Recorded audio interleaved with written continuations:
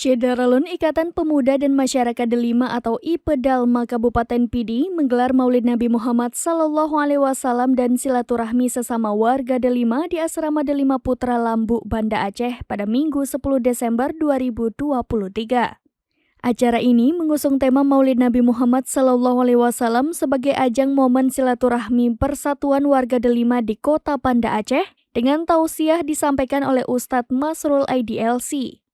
Ketua IPEDALMA Mukmin SIP mengaku bersyukur dengan adanya kegiatan silaturahmi dan perayaan Maulid Nabi sebagai wujud persatuan warga Delima.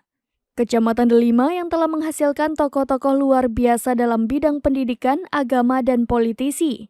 Bahkan, tokoh-tokoh Delima ini juga mempunyai wadah arisan Delima bertujuan untuk mengeratkan hubungan antar sesama warga Delima yang berada di Banda Aceh. Download Tribun X sekarang, menghadirkan lokal menjadi Indonesia.